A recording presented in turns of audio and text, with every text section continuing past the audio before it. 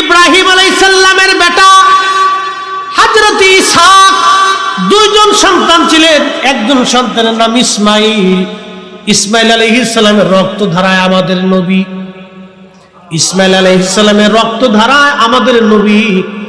আর হযরত ইসহাক আলাইহিস সালামের রক্ত ধারায় ছিল প্রায় ৭০,০০০ নবী। একবার জোরে বলেন মারহাবা। কত হাজার? ইসহাকের রক্তে ছিল ৭০,০০০ নবী, আর ইসমাইল আলাইহিস সালামের রক্তে ছিল একজন নবী। বলেন তো ১,২৪,০০০ নবী এক পাল্লায় দিবেন, আর একজন নবীকে আর এক পাল্লায় দিবেন? সেই একজন নবীর নাম আমাদের নবী। পুলার মতো পুলাই একটা কায়দা মতো হলেই চলে। মারহাবা বলবে? ইসমাইল আলাইহিস সালামের রক্তে কয়জন নবী? জোরে বলেন কয়জন? একজন। আর ইসহাক আলাইহিস সালামের রক্তে ৭০,০০০ বনি ইসরাইল। ইসহাক আলাইহিস সালামের ছেলের নাম ছিল ইয়াকুব আর ইস। ইস ছিল বড়, ইয়াকুব ছিল ছোট। ইয়াকুব আলাইহিস সালামের ছেলের নাম ইউসুফ। হযরত ইয়াকুব আর ইস দুইজন আপন ভাই। ইসহাক আলাইহিস সালাম দোয়া করলেন, আল্লাহ আপনি আমার জন্য আমাকে একটা পুত্র সন্তান দেন। আল্লাহ দুইটা পুত্র সন্তান দিলেন। একজনের নাম ইস, আর একজনের নাম হযরত ইয়াকুব। ইস ছিল বড়, ইয়াকুব আলাইহিস সালাম ছিল ছোট। দুই ভাই আপন যমজ ভাই ছিল দুইজন। হযরত ইসহাক আলাইহিস সালাম শেষ বয়সে অন্ধ হয়ে গিয়েছিলেন, তিনি চোখে দেখতেন না। হযরত ইসহাক আলাইহিস সালাম তিনি তার বড় সন্তান ইসকে খুব মহব্বত করতেন। আর ইসহাক আলাইহিস সালামের বিবি স্ত্রী তার ছোট ছেলেকে খুব মহব্বত করতেন। ইসহাক আলাইহিস সালাম বড় ছেলেরে খুব মায়া করতেন। ছেলে বড়, বাপ বড় পুত্রে ভালোবাসে, আর মা ছোট পুত্রে ভালোবাসে। মহব্বত কোনোটাই কম না, কিন্তু এরকম হয় না অনেক সময় বাবা একটা সন্তানকে বেশি মহব্বত করে? যেমন হযরত ইয়াকুব আলাইহিস সালাম ইউসুফকে বেশি মহব্বত করতেন, এরকম হয়। ইসহাক আলাইহিস সালাম বড় ছেলের আদর করতেন, আর মা ছোট ছেলে ইয়াকুবকে বেশি ভালোবাসতেন। একদিন হযরত ইসহাক আলাইহিস সালাম অন্ধ হয়ে গেছেন, তিনি চোখে দেখেন না। ইসকে ডাক দেয়া বলেন, ইসরে আমার তো একটু ভালো খাইতে মন চাচ্ছে, তুমি একটু শিকার করে ভালো হরিণ টরিণ বা ভালো ভালো বন্য পশু এনে আমাকে জবাই করে একটু গোশত ভালো করে রান্না করে খাওয়াও। ইস আমি তোমার জন্য দোয়া করে দিব। হযরত ইস দোয়া করার আশায়, দোয়া পাওয়ার আশায় হযরত ইসহাক আলাইহিস সালামকে খুশি করার জন্য তিনি জঙ্গলে চলে গেলেন হরিণ শিকার করার জন্য। আর ইস হরিণ শিকার অর্থাৎ শিকার করতে খুব পছন্দ করতেন, এবং সে খুব যোদ্ধা ছিলেন, এবং ভালো টার্গেট তার মিস হতো না। কিন্তু হযরত ইসহাক আলাইহিস সালামের স্ত্রী তার ছেলে ইয়াকুবরে ডাক দিয়ে কয়, ইয়াকুব রে, ইস যদি ভালো খাবারটা বানায় না তোর আব্বারে খুশি করে ফেলায়, তোর আব্বা যদি দোয়া করে দেয় তাহলে সব বরকত ইসের ঘরে চলে যাবে, তুই কিছুই পাবি না রে ইয়াকুব। তুই তাড়াতাড়ি যা, দুইটা সুন্দর ছাগল দেখে জবাই করিয়া ভালো করে ফিরাই টিরাই করে রান্না বান্না করিয়া কালাবুনা বানাইয়া তোর আব্বার সামনে যাইয়া তোর আব্বারে খাওয়া। হযরত ইয়াকুব আলাইহিস সালাম কে, হ্যাঁ মা এবারে সুযোগ, কিন্তু মা গো তোমার সহযোগিতা করা লাগবে। বলে কি? বলে আমার ভাই ইসের শরীরে তো বড় বড় পশম আছে, আমার তো শরীরে পশম নাই। আর আব্বাজান যদি আমার গায়ে হাত দেয়, আব্বা তো চোখে দেখে না, আমার গায়ে হাত যদি দেয় তাহলে আব্বা তো জেনে ফেলবে আমি ইসহাক, আমি ইয়াকুব, আমি ইস না। তাহলে চেক কাজ করা যাবে, তুই ভালো করে ওই ছাগল জবাই কর, ওই ছাগলের চামড়া তোর গায়ের মধ্যে আমি বসাই দিব, ওই যে চামড়া আছে তোর গায়ের মধ্যে বসাই দিব, হাত দিয়ে বুঝবে মনে হয় এটাই আমার সন্তান ইস। তো ছাগল টাগল জবাই করে রান্না বান্না করে হযরত আইয়ুব আলাইহিস সালাম ইয়াকুব আলাইহিস সালাম নিয়ে আইছে। এর পোশাক টোশাক পরাইয়া ওই পোশাকের উপরে ছাগলের চামড়া বসাই দিছে। খাবার সামনে নিয়ে গেছে। ইসাক আলাইহিস সালাম তো চোখে দেখে না, ডাক দিয়ে বললেন তুমি কে? বলে আপনার ছেলে। নাম কয় না। মারহাবা কর। নবীরা কি মিছা কথা কবে? আপনার ছেলে, কথা তো সত্যই। বলে আপনার ছেলে, আমার তো আপনার জন্য খাবার নিয়ে আসছি। সামনে খাবার দাবার খাওয়ার পরে বলে ছেলে রে তুই আমার কাছে আয়, আমি তোর জন্য দোয়া করে দেই। ছেলে কাছে গেছে, ইসাক আলাইহিস সালাম গায়ে হাত দিলেন, ডাক দিয়ে বলতেছে তুমি তো আমার ছেলে, হাত দিয়ে বুঝতে পারতেছি তোমার গায়ে পশম মনে হয় ইস, কিন্তু কণ্ঠ তো মনে হয় ইস না, ইয়াকুবের কণ্ঠ পাওয়া যায়।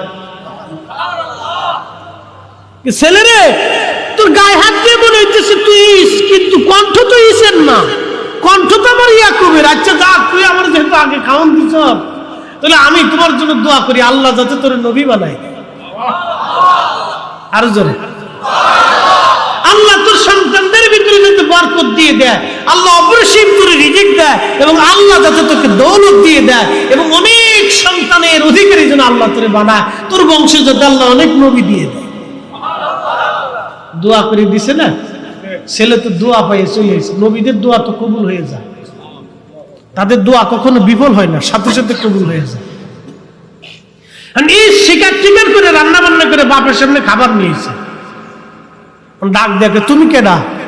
বলে আমি তুই না আগে খাবার নিয়ে আসছো? বলে না আব্বা আমি তো খাবার এনে নে, আল্লাহর কসম আমি স্বীকার করে আপনার জন্য খাবার নিয়ে আসছি, ভালো খাবার। বলিস কি তাহলে ইয়াকুব আসছিল? বলে হ্যাঁ, তাহলে ইয়াকুবই আপনার খাওয়াইতে দোয়াটা আগে নিয়ে গেছে। আব্বা আরে কপাল হইল কি! হযরত ইয়াকুব আলাইহিস সালাম দোয়া নিয়ে চলে গেছে। এবার ইস ডাক দে বলে আব্বা যান, ইয়াকুব তো আগে দোয়া নিয়ে ফেলছে, আব্বা এখন আপনি কি আমারে কোনো দোয়া দিবেন না?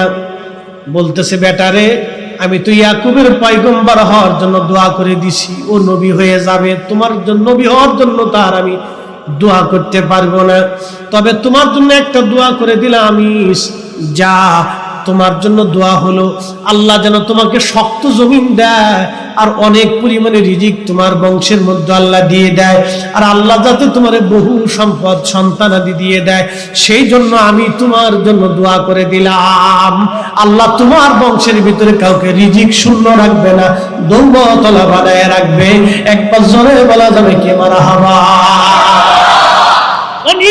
বিরাট ক্ষেপে আমার আব্বার কাছ থেকে দোয়া নিয়ে ইয়াকুব নবী হয়ে গেল। আল্লাহর কসম করে বলি ওরে পাইলে আমি খুন করে ফেলাম। এই কথা ইয়াকুব আলাইহিস সালাম শুনে মারে যায়, মা আমার আর উপায় নাই, ও আমার পাইলে মেরে ফেলবে, এখন একটা ব্যবস্থা করো। আর মা কয় দেখলে ও তো বড় খিপি টিপি গেছে, খুব বিরাট রাগা রাখছে, তুই এক কাজ কর, তুই আমার বড় ভাই লাবান আছে, তুই হারানে চলে যা, হারান একটা অঞ্চল, তুই হারানে চলে যা, ওখানে আমার বড় ভাই লাবান আছে, তুই ওখানে চলে যা, তোর মামার কাছে যে থাকবে, ইসের যখন রাগ টাক মিটবে না পরে আসিস, যা তুই চলে যা, তাড়াতাড়ি যা, দেরি করিস। হযরত ইসহাক আলাইহিস সালামের স্ত্রী দৌড়ায় যায়, স্বামীকে বলল আল্লাহর পয়গম্বর ছেলে তো কসম করে ফেলছে আপনার ছোট ছেলেরে মেরে ফেলবে, এখন উপায় কি? আমি তো তারে পরামর্শ দিলাম সে যেন তার মামার বাড়ি চলে যায় হারানে, আপনি দোয়া করে দেন, আপনি অনুমতি দিলে আমি ইয়াকুবরা হারানে পাঠাই দিতে চাই। হযরত ইসহাক আলাইহিস সালাম বলেন হ্যাঁ তাড়াতাড়ি তুমি তারা হারানে পাঠাও। মা ডাক দিয়ে বলল এরে বেটা ইয়াকুব শোন, হারানে তোর মামা লাবানের বাড়িতে তোর মামা তো বোন আছে দুইটা, যদি পারিস তাহলে তোর মামা তো বোনদের সাথে বিবাহে মিলিত হোস, অর্থাৎ তোর মামা তো বোনকে তুই বিয়ে করে নিস, সাবধান। হযরত ইয়াকুব চলে গেলেন। মনোযোগ দেন, বাইতুল আকসা শুরু কেমনে হয় দেখেন। হযরত ইয়াকুব রওনা দিলেন, রওনা দিতে হাঁটতে হাঁটতে হাঁটতে হাঁটতে হাঁটতে হাঁটতে বর্তমান যেখানে বাইতুল আকসা মসজিদ, ফিলিস্তিন বাইতুল আকসা মসজিদ, এইখানে আসার পরে সন্ধ্যা হলো। সন্ধ্যা হয়ে যাওয়ার পরে হযরত ইয়াকুব আলাইহিস সালাম তিনি একটা পাথরের উপরে মাথা দিয়ে ঘুমাইলেন। ঘুমন্ত অবস্থায় স্বপ্ন দেখলেন, স্বপ্ন দেখতেছে দুনিয়া থেকে ওই বাইতুল আকসা থেকে একটা সিঁড়ি আকাশ পর্যন্ত চলে গেছে, ফেরেশতারা ওই সিঁড়ি বেয়ে বেয়ে উঠা নামা করতেছে। আর আল্লাহ ডাক দিয়ে বলেন, ইয়াকুব আমি তোমাকে নবী বানাইলাম, আমি তোমাকে পয়গম্বর বানাইলাম। একবার জোরে বলা যাবে কি মারহাবা। যেই পাথরের উপরে মাথা দিয়ে ইয়াকুব আলাইহিস সালাম স্বপ্ন দেখেছিলেন, নবুয়ত আল্লাহর পক্ষ থেকে প্রাপ্ত হয়েছিলেন, সকালবেলা ঘুম থেকে উঠে ইয়াকুব আলাইহিস সালাম ওই পাথরটা চিহ্নিত করার জন্য তিনি তেল ঢেলে দিয়ে বললেন, আল্লাহ যদি কোনোদিন আমাকে আমার এই অঞ্চলে আবার ফিরে আনে, তাহলে এই পাথরের এই জায়গায় আমি একটা আল্লাহর ঘর বাইতুল্লাহ বানাবো। সেই বাইতুল্লাহ হলো বর্তমান বাইতুল আকসা। একবার জোরে বলা যাবে কি মারহাবা। ইয়াকুব আলাইহিস সালাম আমাদের না ইহুদিদের? কথা বলেন। উনি হলে হযরত ইব্রাহিম আলাইহিস সালামের নাতি। কার নাতি? ইব্রাহিম আলাইহিস সালামকে মুসলিম মিল্লাতের বাবা। আমরা মুসলমানদের বাবা ইব্রাহিমের নাতি তিনি ইয়াকুব, তিনি বাইতুল আকসা বানাইছে। ওনার আরেক নাম ছিল ইসরাইল। এই ইসরাইল নামের কোনো অস্তিত্ব ছিল না। এই পশ্চিমারা ইহুদিদেরকে এইখানে ফিলিস্তিনে আইনা জায়গা দিছে, ওরা ছিল রোহিঙ্গা। রোহিঙ্গাদের মতো ছিল। আমরা যেমন রোহিঙ্গাদেরকে জায়গা দিছি, ইসরায়েলদেরকে ইহুদিদেরকে 60 লক্ষ ইহুদি মারছিল হিটলার, ওদেরকে বাঁচানোর জন্য ওদেরকে এখানে জায়গা দিছে। ফিলিস্তিনি মুসলমানরা ছিল হলো দয়ার সাগর। ওরা বললো এরা এই সাধারণ অল্প কয়েকটা ইহুদি, ওরা কোথায় যাবে, কোন জায়গা যাবে, দয়া করে ওদেরকে জায়গা দিছে। আমরা বাঙালির যেমন রোহিঙ্গাদেরকে জায়গা দিছি।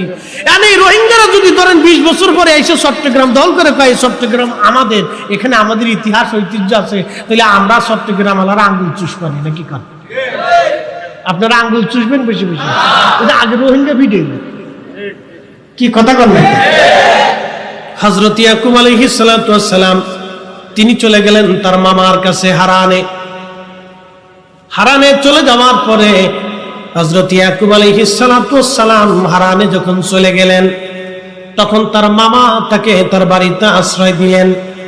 যা বললেন, মামা আপনার তো 2টা কন্যা আছে, আপনার ছোট কন্যাটারে আমার সাথে বিয়ে দিয়ে দেন। ছোট কন্যাটা সুন্দরী ছিল, পরমা সুন্দরী, অনেক সুন্দর ছিল ছোট কন্যা। বড় মেয়েটা ছিল একটু কম সুন্দরী।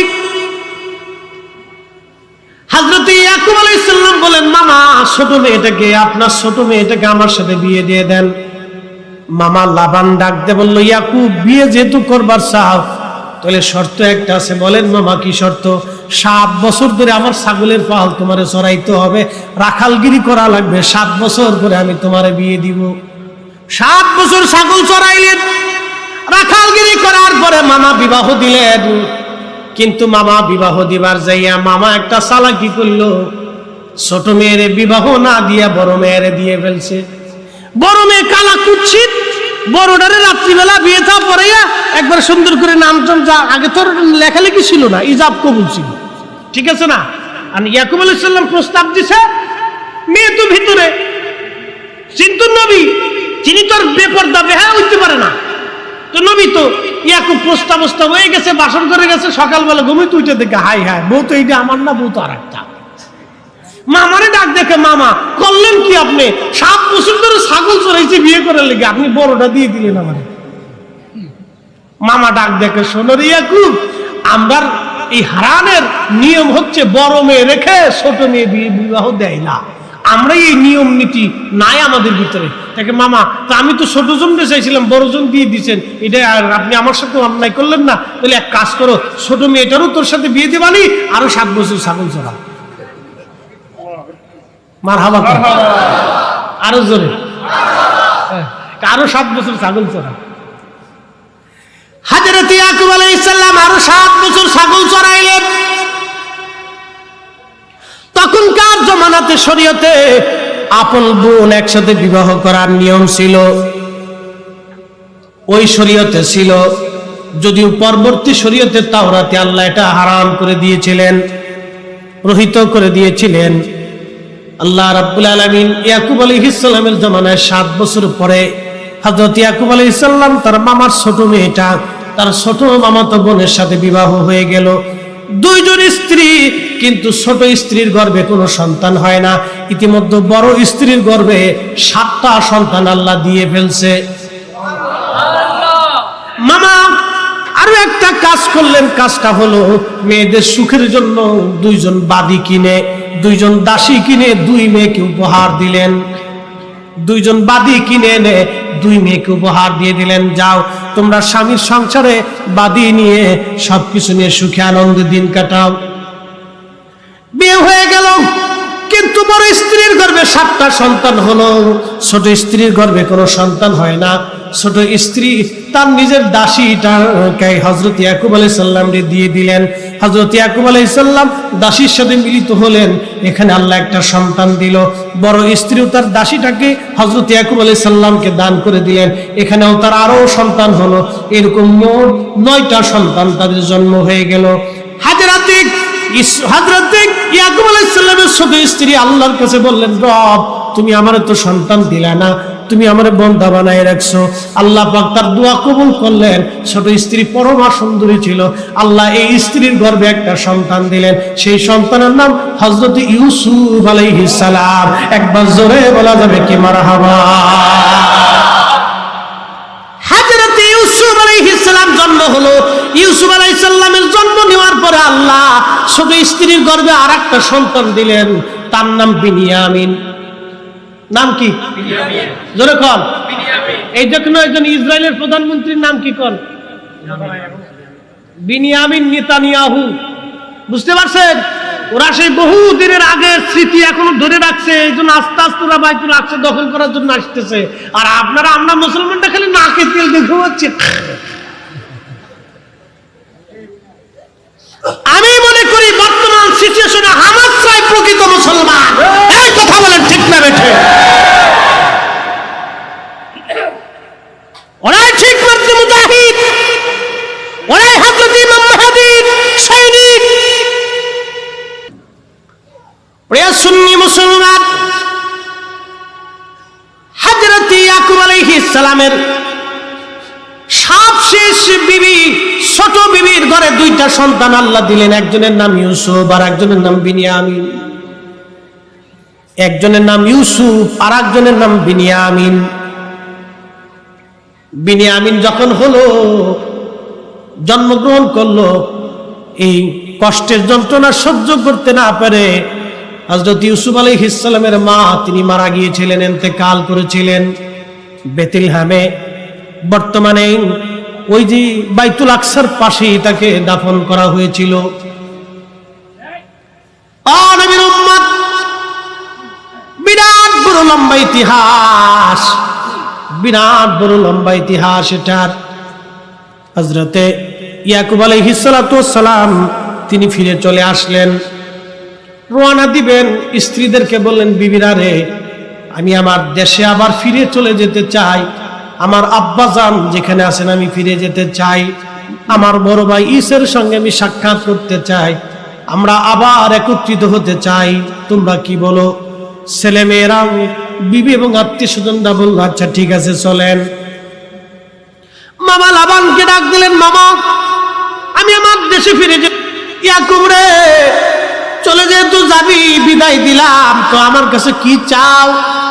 হযরত ইয়াকুব আলাইহিস সালাম বলেন, মামা আপনার ছাগল পালের ভিতরে যে ছাগলটা ডোরা ডোরা হবে, কালো সাদা ডোরা ডোরা কাটা থাকবে, রং বেরঙের হবে, এই বাচ্চাগুলি আপনি আমাকে দিয়ে দিবেন। আমি বেশি চাই না, এইগুলি আমি নিয়ে চলে যাব। মামা বলেন, আচ্ছা ঠিক আছে নিয়ে যাবে। কিন্তু মামা তো ভাই যারা ছিলেন তারা ছিল দুষ্ট। তারা কি করলো জানেননি? ওইরকম ডোরা কাটা ছাগল টাগল যেগুলি যা ছিল সব নিয়ে তারা 3 দিনের রাস্তায় পাগার পার হয়ে গেছে। ভাইকে গেছে, ইয়াকুবকে দিবে না। ইয়াকুব আলাইহিস সালাম তো নবী, তিনি বললেন, তোরা যেহেতু দিবি না, তাহলে আমি একটা কাজ করি, ওই যত গর্ভবতী ছাগল ছিল সব লই এসেছি। নিয়ে আসার পরে সাদা বাদাম আনছে, কাজু বাদাম। সাদা বাদাম আছে না একটা, এ বাদামের নাম কি? কাজু না? এই কাজু বাদাম আনছে। আর আরেক প্রকারের সাদা সাদা কোয়ালিটির ঘাস ছিল, এই ঘাস আনছে। ঘাস আনার পরে এই কাজু বাদাম আর ঘাস কাইটা ইয়াকুব আলাইহিস সালাম ওই গর্ভবতী ছাগলদের খাওয়াইছে। খাওয়ানোর পরে ওই ছাগলের ভিতরে ওই যতগুলি ছাগল রেখা হয়েছে সব কটা ছাগলের বাচ্চা ওই ডোরা কাটা হয়েছে সব। বলবেন না মারহাবা? এটি ইয়াকুব আলাইহিস সালামের মুজিজা। সব ছাগল ডোরা কাটা হয়েছে। ইয়াকুব আলাইহিস সালাম এই ছাগলের বাচ্চা কাচ্চা সব বিরাট বড় পাল নিয়ে রওনা করলেন। রওনা করার পরে তিনি এক বার্তাবাহককে পাঠাইছে, যাও আমার ভাই ইস্তো আমার বলছিল ওরে ফাইলে মেরে ফেলবে, এখনো কি আমার ভাই রাগ আছে না রাগ মিটছে একটু খোঁজ নিয়ে দেখো। বার্তাবাহক চলে গেছে, চলে যা বলতেছি আপনার ভাই ইয়াকুব আসতেছে আপনার সাথে সাক্ষাৎ করার জন্য। ইসকয় আজকে সারাসারি নাই 400 সৈন্য নিয়ে বিরাট বাহিনী নিয়ে ভাইরে মারার জন্য রওনা হয়ে গেছে। কাজকে তোরে খাইছি দাঁড়া, তুই আমার নবুয়ত লয়ে গেছিস গাদা, আব্বার কাছ থেকে দোয়া খাই তুই নিয়ে গেছিস সব, আজকে তোরে ছাড়তেছি দাঁড়া। বিরাট বড় বাহিনী নিয়ে রওনা দিছে। যখন বার্তাবাহক আইসে আল্লাহর পয়গম্বর বিরাট বড় বিপদে বিরাট সৈন্য নিয়ে আসতেছে, আপনার বাইরে বলবে। ইয়াকুব আলাইহিস সালাম তাড়াতাড়ি নামাজে দাঁড়ায় গেছে, নামাজ কালাম করে আল্লাহকে, আল্লাহ আমার ভাইয়ের দিলটাকে নরম করে দাও, আল্লাহ আমার ভাই আমার উপর বিরাট বড় বেজার হয়েছে, আল্লাহ আল্লাহ আমারও তুমি সাহায্য করো। ইয়াকুব আলাইহিস সালাম কি করলেন জানেননি? 200 ছাগল, 200 বেড়া, 200 বকরি, 200 গরু, উট এরকম বাছাই করিয়ে দলে দলে কয়েক দলে ভাগ করে রাখালদেরকে বললেন, তোরা এই আগে যাবি, ছিল ছাগলের দল নিয়ে যাবি, ভেড়ার দল নিয়ে যাবি, উটের দল নিবি, গাধার দল নিবি, গরুর দল নিবি, এক এক দল নিয়ে যাবি। আমার ভাই ঈস যখন আসবে তখন তোদেরকে জিজ্ঞেস করবে তোমরা কারা, বলবা যে আমরা ঈসের গোলাম তার রাখাল। মানে ইয়াকুব আলাইহিস সালাম কইতেছে তোরা যাই বলবি আমরা ঈসের গোলাম। তো গোলাম কে? বলি ইয়াকুব, ঈসের গোলাম ইয়াকুবের রাখাল। তোরা যা বলবি আমি যে তার ভাই, ভাইয়ের পরিচয় দিবি না, গোলামের পরিচয় দিবি, তাহলে আমার ভাইয়ের দিলটা নরম হইবে। একসাথে বলবেন না মারহাবা? দেখছেন নি ভাই মীমাংসা করার লেগে কত চালাকি করতেছে, আর আমরা দেশের বিড়িরা খালি খোঁচায় ভাই যুদ্ধ লাগাই দেয়।